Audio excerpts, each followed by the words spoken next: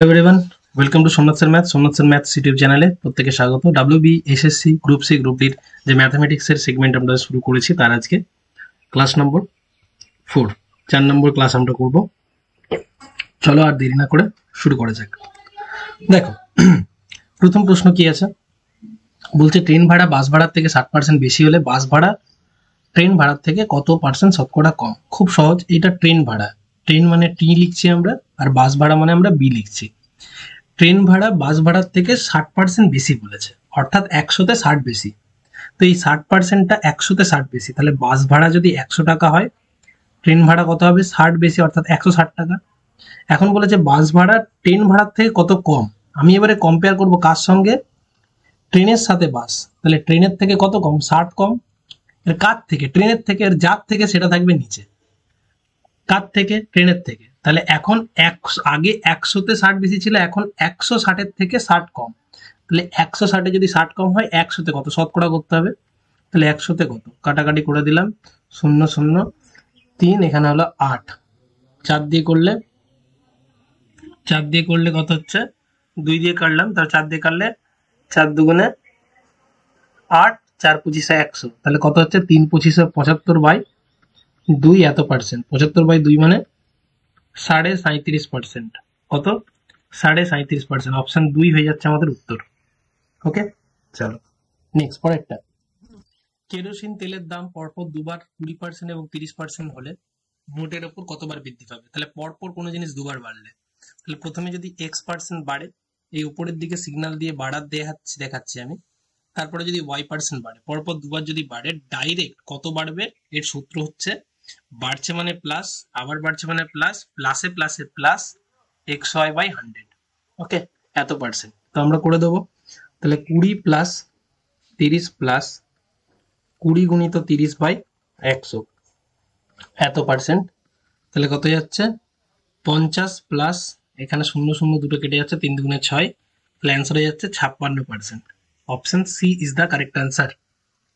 Next পরের অঙ্কটা, আশা করি বুঝতে পেরেছি এটা। নেক্সট পরের অঙ্কটা বলছে একটি নৌকা স্রোতের অনুকূলে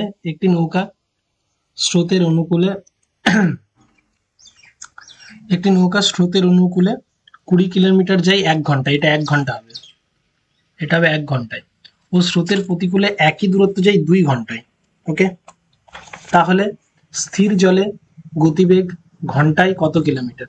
তাহলে আমাদেরকে অনুকূলে যাচ্ছে আর প্রতিকূলে যাচ্ছে, আমরা অনুকূলে গতিবেগ বার করব। অনুকূলে গতিবেগ, তাহলে অনুকূলে 20 কিলোমিটার যাচ্ছে 1 ঘন্টায়, তাহলে গতিবেগ মানে হচ্ছে কি? গতিবেগ মানে হচ্ছে, মনে রাখবো, দূরত্ব বাই সময়। ঠিক আছে, তাহলে দূরত্ব 20 আর সময় হচ্ছে 1 ঘন্টা, তাহলে কত হচ্ছে? 20 কিলোমিটার প্রতি ঘন্টা। ওকে, আর প্রতিকূলে গতিবেগ কত? প্রতিকূলে গতিবেগ একই দূরত্ব, অর্থাৎ 20 কিলোমিটার হচ্ছে 2 ঘন্টায়, তাহলে 20/2 10 কিলোমিটার পার আওয়ার। তাহলে দুটো বেগ পেয়ে গেছে, অনুকূল আর প্রতিকূল।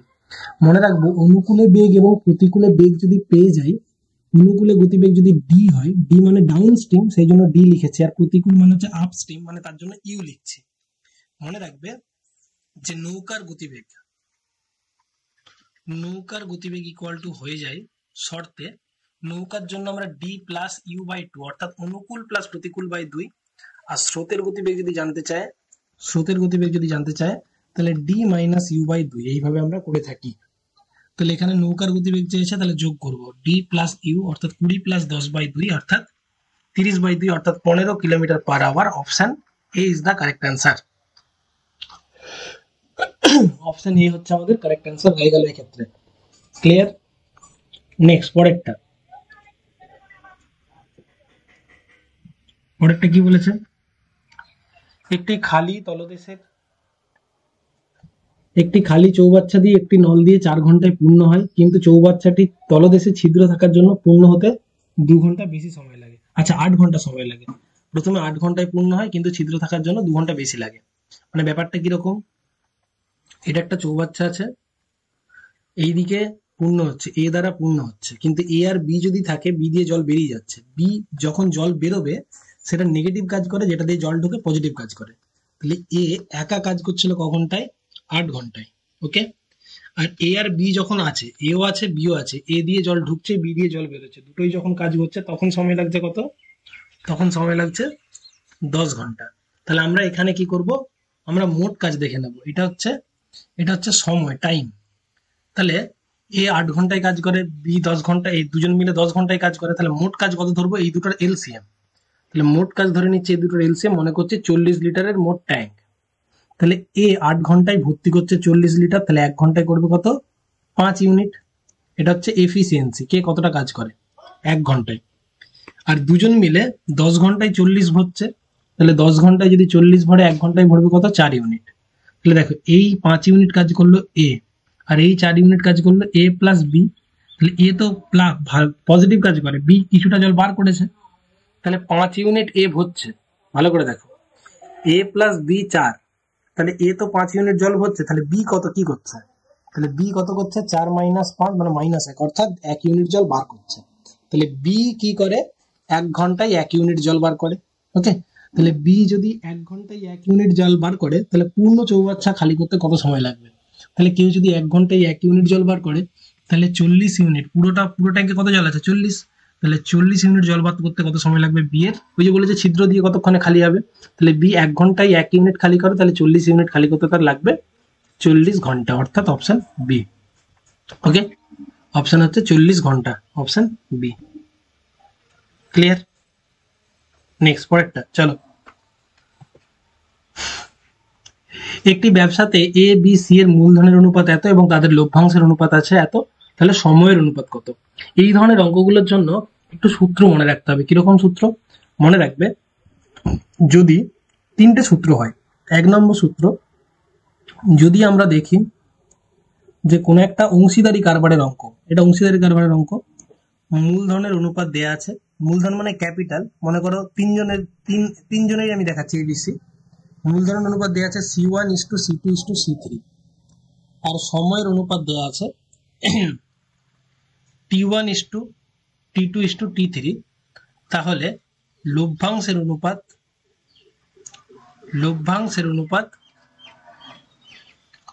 Equal to C1T1:C2T2:C3T3। 2 নম্বর কেসে যদি দেয়া থাকে মূলধনের অনুপাত, মনে করো মূলধনের অনুপাত দেয়া আছে কত, C1:C2:C3, আর লভ্যাংশ মানে কি, প্রফিট, লভ্যাংশের অনুপাত দেওয়া আছে P1:P2:P3, ঠিক আছে। তাহলে সময়ের অনুপাত কত হবে, তাহলে সময়ের অনুপাত কত হবে, মনে রাখবে এই দুটোই গুণ করেই তো লভ্যাংশটা তৈরি হয়েছে। এই লভ্যাংশটা হচ্ছে সময়ের সাথে মূলধনের গুণফল, তাহলে এটা বড়, তাহলে P1/C1 হবে P2/C2 P3/C3। ওকে, আর যদি আমাদের থাকে সময়ের অনুপাত দেয়া আছে, সময়ের অনুপাত ধরো দেয়া আছে কত, T1:T2:T3, আর লভ্যাংশের অনুপাত দেয়া আছে P1:P2:P3, তাহলে মূলধনের অনুপাত পাবো আমরা। সেক্ষেত্রে আমরা পাবো মূলধনের অনুপাত যেটি P1/T1:P2/T2:P3/T3। ব্যাস, তাহলে এখানে আমাদের কি চেয়েছে, মূলধন দেয়া আছে আর লভ্যাংশ দেওয়া আছে। তাহলে সময় কি, তাহলে টাইম বার করতে গেলে বা সময়ের অনুপাত বার করতে গেলে কি করতে হবে, লভ্যাংশ বাই এই মূলধন, তাহলে 5/2:4/3/4। ওকে, তো প্রত্যেকটাই নিচে কি আছে, প্রত্যেকটাই নিচে দেখো 2 3 4, তাহলে 2 3 4টাকে মানে এলিমিনেট করার জন্য বা বাদ দেওয়ার জন্য এদের এলসিএম কত তার তো গুণ করে দাও এলসিএম দিয়ে, তাহলে 12 দিয়ে প্রত্যেকটাই গুণ করে দাও, 4×3=12, তাহলে নিচে আর কিছু থাকবে না, নিচে কিছু রাখা যাবে না, 12, তাহলে 4×3=12, 3×4=12, 12 6×2, তাহলে 5×4=30:16:9, তাহলে option C is the correct answer. 30:16:9, C হচ্ছে কারেক্ট অ্যান্সার। ওকে, চলো পরেরটা দেখো কি বলেছে। বলছে যদি 7 জন মহিলা বা 4 জন পুরুষ, 7 জন মহিলা বা 4 জন পুরুষ একটি কাজ কতদিনে করতে পারে, 60 দিনে করতে পারে, তাহলে 8 জন পুরুষ আর 7 জন মহিলা তার দ্বিগুণ কাজ কতদিনে করবে। খুব ভালো প্রশ্ন। আমি একটা জিনিস দেখলাম, 7 জন মহিলা এই 7 জন মহিলার সমান কাজ করছে 4 জন পুরুষ। ওকে ওকে, তাহলে এখানে প্রথমে কি করেছে, 4 জন পুরুষের, পুরুষ মানে ম্যান, 4 জন পুরুষ একটা কাজ করছে 60 দিনে। ওকে, তাহলে এখানে মোট কত দিনের কাজ, কতজনের কাজ চেয়েছে, কতজন পুরুষের কাজ চেয়েছে আমি দেখে নেব। এখানে মোট কি দেয়া আছে, 8 জন পুরুষ,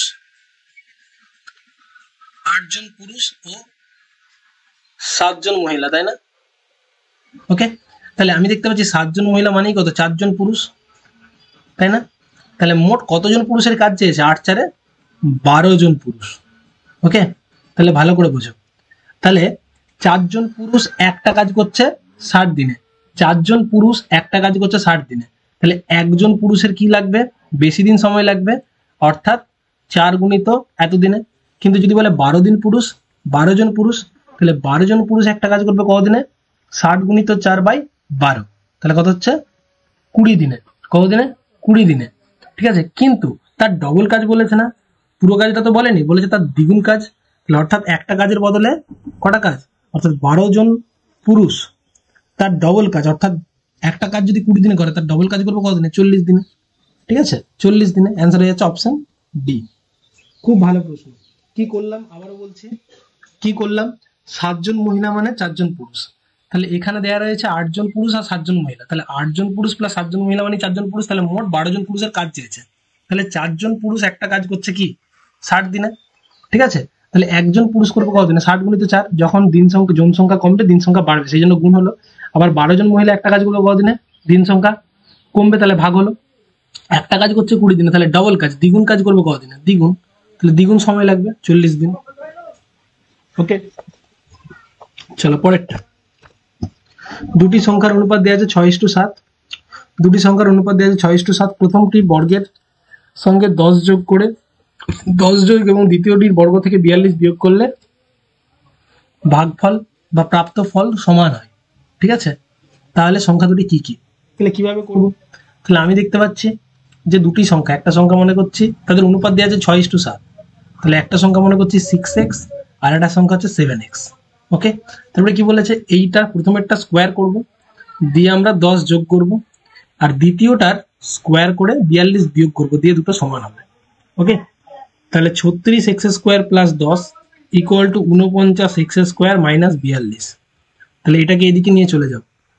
ওকে, তাহলে আমরা দেখতে পাচ্ছি যদি এটাকে ওইদিকে নিয়ে চলে যাই তাহলে কত পাচ্ছি, 49 থেকে যদি আমরা বিয়োগ করি কত পাবো 13, আর এটাকে এদিকে নিয়ে চলে গেলে হবে 52, তাহলে x² এর ভ্যালু হচ্ছে 4, তাহলে x এর মান কত 2, তাহলে x এর মান যদি 2 হয় তাহলে দুটো সংখ্যা কি হবে, 6 দুগুণে 12 একটা আর 7 দুগুণে 14 একটা, তাহলে 12:14 হবে উত্তর। খুব সহজে আমরা করে ফেলতে। আচ্ছা, এই কোশ্চেনটা একটু ভুল আছে, এখানে এটা প্লাস হবে, ঠিক আছে। এখানে যে প্রশ্নটা দেওয়া আছে দেখো 8 এর দাগে, এই কোশ্চেনটা একটু চেঞ্জ করে নাও, এখানে প্লাস হবে। এবং এখানে আমরা যদি 2.3 কে যদি a পুট করি, উপরে দেওয়া আছে a কিউ মাইনাস 1 এবং নিচে দেওয়া আছে a² প্লাস a প্লাস 1, তাহলে আমরা উপরে এটা সূত্র পুট করতে পারি a minus 1 into a² plus a plus 1, আর নিচে already a² plus a plus 1 ছিল, তাহলে আলটিমেটলি অ্যান্সার হবে a মাইনাস 1, অর্থাৎ 2.3 থেকে যদি 1 বিয়োগ করে অ্যান্সার হবে 1.3। Option C is the correct answer. আশা করি বোঝা গেছে। নিচেটা কিন্তু এটা প্লাস ছিল, এটা কিন্তু ভালো করে বুঝে করতে হবে, নিচেটা এটা কিন্তু প্লাস ছিল। ওকে, চলো নেক্সট পরেরটা কি বলেছে, নয়টা বলছে 40 কিলোমিটার দূরে গিয়ে 40 কিলোমিটার দূরবর্তী কোনো স্থানে ঘন্টায় 40 কিলোমিটার গতিবেগে গিয়ে আগের স্থানে ফিরে আসতে ব্যক্তির মোট 6 ঘন্টা সময় লাগে, তাহলে ফিরে আসার সময় তার গতিবেগ ঘন্টায় কত ছিল।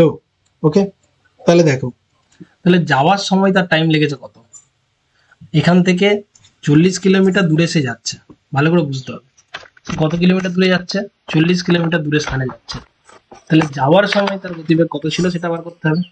তাহলে আমি দেখতে পাচ্ছি এখান থেকে সে এখান থেকে এতটা পথ যাচ্ছে, পাড়ি দিচ্ছে 40 কিলোমিটার, যাওয়ার সময় 10 গতিবেগে যাচ্ছে, তাহলে যাওয়ার সময় 10 গতিবেগে গেলে তাহলে তার সময় লাগবে কত, 4 ঘন্টা, হ্যাঁ কি না।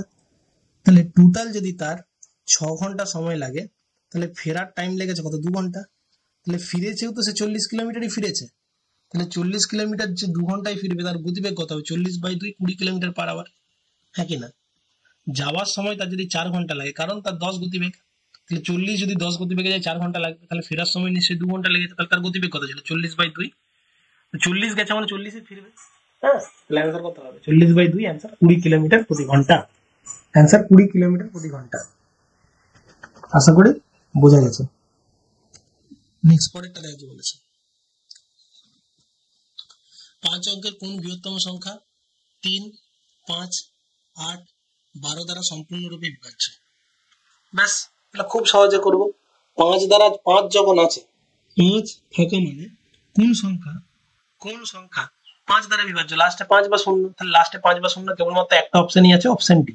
ব্যাস হয়ে গেল, লাস্টে 5 বা 0 থাকতে হবে 5 দ্বারা বিভাজ্য হওয়ার জন্য, তাহলে লাস্টে একটাতেই তো রয়েছে 5 বা 0, কেবলমাত্র একটাতেই রয়েছে, যেটা যাবে। ঠিক আছে, লাস্টে 5 বা 0 তো কেবলমাত্র একটাতেই রয়েছে, একটা অপশনই রয়েছে, কোনটাতে, অপশন ডি তে রয়েছে। নেক্সট পরেরটা কি বলেছে, এই 989 এবং 1327 কে কোন বৃহত্তম সংখ্যা দিয়ে ভাগ করলে যথাক্রমে 5 ও 7 ভাগশেষ থাকবে। তাহলে এই ধরনের অঙ্কগুলোর জন্য কি করতে হবে, যখন কোনো ধরনের বৃহত্তম সংখ্যা খুঁজতে বলছে এবং 5 ও 7 ভাগশেষ থাকবে, তাহলে আমাকে প্রথমেই কি করতে হবে, যে ভাগশেষ থাকবে, দুটো সংখ্যাকে ভাগ করছি 5 ও 7 ভাগশেষ, তাহলে প্রথমে 989 কে 5 দিয়ে বিয়োগ করব, 5 থেকে 5 বিয়োগ করবো, এটা থেকে 984 হবে, এবং 1327 কে আমরা 7 দিয়ে বিয়োগ করবো, তাহলে 1320 হবে। এই দুটোর গসাগু করে দিলে আমরা উত্তর পেয়ে যাব। কি আবার কি বলছি, যদি কোনো বৃহত্তম সংখ্যা দুটো সংখ্যাকে কোন বৃহত্তম সংখ্যা দিয়ে ভাগ করলে যদি কিছু দুটো থাকে এরকম ভাগশেষ, তাহলে প্রথমেই আমরা যে ভাগশেষ গুলো দেওয়া থাকবে সেটাকে বিয়োগ করে দেবো এবং তাদের গসাগু করে দেবো। ব্যাস, তাহলে আমরা এই দুটোর গসাগু করবো। ঠিক আছে, এই দুটোর গসাগু হবে, তাহলে এই দুটোর গসাগু কত হবে, এটা অনেক রকম পদ্ধতিতে করতে পারি আমরা,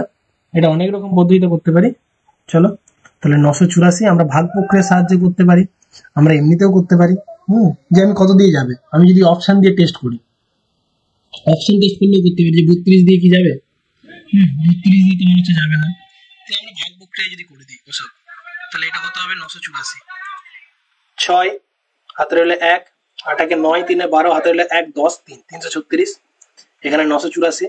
ওকে, এরপরে বোধহয় 3 দিয়ে তো যাবে না, 2 দিয়ে যাবে, তারপরে 2 দিয়ে যাবে, 36 গুণে 72, 3 গুণে 6, 2, 1, আর এখানে হচ্ছে 312, 336, তাহলে এখানে 312 1 312, কত হচ্ছে 24, আর এখানে হচ্ছে 312, কত দিয়ে যাবে 24 কে কত দিয়ে যাবে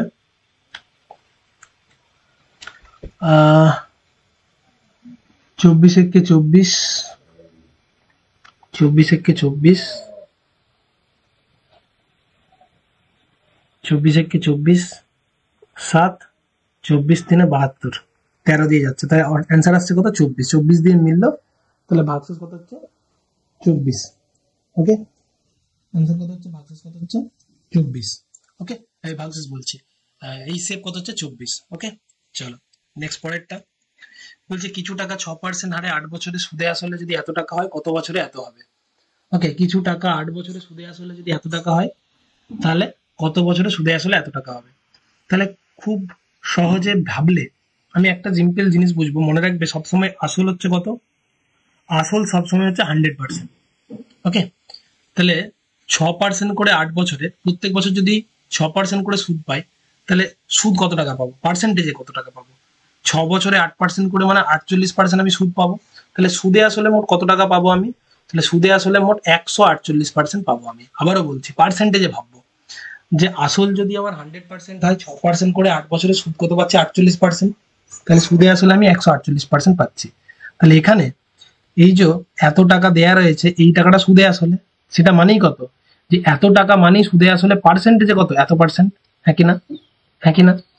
তাহলে এত টাকা মানে যদি এত পার্সেন্ট হয়, তাহলে 1 টাকা মানে কত পার্সেন্ট, 148/1700 এত পার্সেন্ট, আর 21,360 এটা মানে কত পার্সেন্ট দেখবো, আমি শুধু পার্সেন্টেজ দেখবো যে কত পার্সেন্ট। ঠিক আছে, 17760 গুণিত কত, এখানে 21,360 এত পার্সেন্ট, কাটাকাটি করছে, 0 0 কেটে গেল। 4 দিয়ে যদি কাটি আমরা, 4 দিয়ে যদি কাটি, 4 4 16, হাতে লাগ 4 4 16, 4 4 16, 4 4 16 1, 4 4 16 1, আবার 4 4 16, 4 দিয়ে কাটলে 4 5 20, 4 3 12, 1 4 4 16, আবার 4 দিয়ে যাবে 111, 4 দিয়ে গেলে কত হবে এখানে 4 3 12 2 4 7 28 37 3 111 3 দিয়ে করলে আবার হবে 3 3 1 3 2 3 7 21 3 8 24 178 তাহলে টোটাল দেখতে পাচ্ছি 178%। তাহলে যখন আমি এত টাকা পাচ্ছি মানে টোটাল 178% পাচ্ছি সুদে আসলে ভালো করে বুঝতে হবে, সুদে আসলে পাচ্ছি। তাহলে আসল তো আমার 100%, তাহলে সুদ কত পাচ্ছি 78%। এটা হচ্ছে টোটাল সুদ। তাহলে 78% সুদ পাচ্ছি কত বছরে, প্রত্যেক বছর কত পার্সেন্ট করে সুদ, 6% করে। তাহলে 6% করে ক বছর হলে 78 হয়, 6-এর সঙ্গে কত গুণ করলে 78 হয়, 6% করে কত বছর, 13 বছর। ঠিক আছে, 6 13 78, তাহলে অ্যান্সার যাচ্ছে 13। অ্যান্সার যাচ্ছে 13। আমরা কি করলাম, প্রথমে দেখলাম সুদে আসলে 17,760। এই জিনিসটাকেই আমরা একটু সুন্দর করে সাজিয়ে লিখলাম যে আসল যদি 100% হয়, আসল যদি 100% হয়, সুদ কত হবে, 6% করে 8 বছর 48%। তাহলে সুদে আসল হচ্ছে 148%। তাহলে এই টাকা মানে 148% হলে এই টাকা মানে কত পার্সেন্ট, 178%। সেটা কি সুদে আসলে। তাহলে আসল তো আমার 100%, তাহলে সুদ কত হবে 78%। তাহলে 6% করে ক বছর হলে 78% সুদ হবে, তাহলে 6% করে কত বছর, 13 বছর। ওকে, চলো নেক্সট পরেরটা।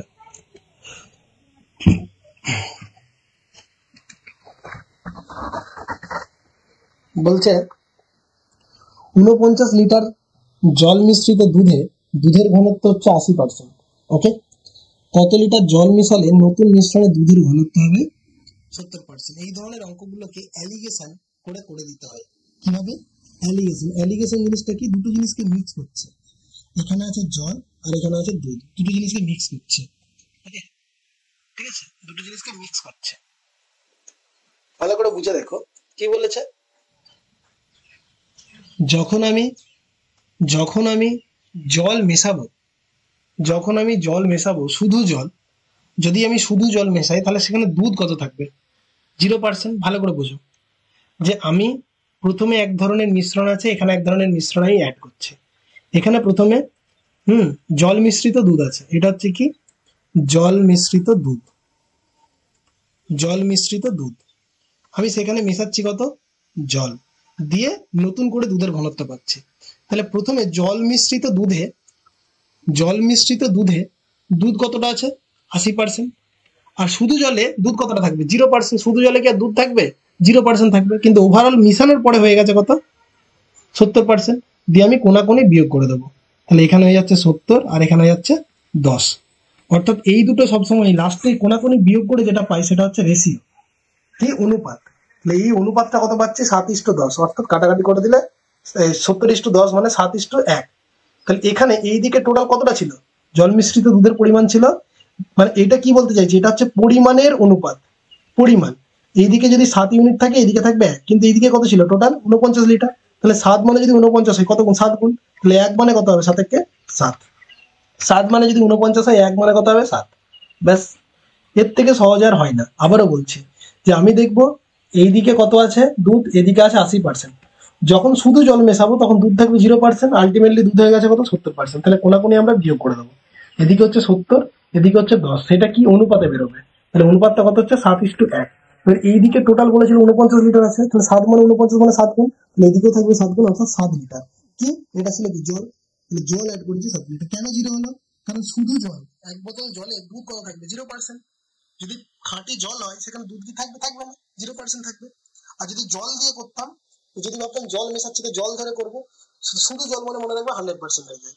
ঠিক আছে, চলো নেক্সট 14টা কি বলেছে, 14টা কি বলেছে যে এক ব্যবসায়ী 48 টাকায় কিছু দ্রব্য কিনে তার 1/5 অংশ 25% ক্ষতিতে বিক্রি করে, বাকি অংশ শতকরা কত লাভে বিক্রি করলে মোটের ওপর তার 25% লাভ হবে। ঠিক আছে, মোটের ওপর তার কত পার্সেন্ট লাভ হবে, এটাকে আমরা অ্যালিগেশন দিয়ে করতে পারি। ঠিক আছে, এখানেও আমরা অ্যালিগেশন ধরে করতে পারি, ভালো করে বুঝবো। 1/5 অংশ ক্ষতিতে বিক্রি করে, 5 ভাগের 1 ভাগে তার ক্ষতি হচ্ছে। ঠিক আছে, তাহলে লাভ হবে কত ভাগে, 5 ভাগের মধ্যে 4, 1 ভাগে যদি ক্ষতি হয় তাহলে 4 ভাগে লাভ হবে।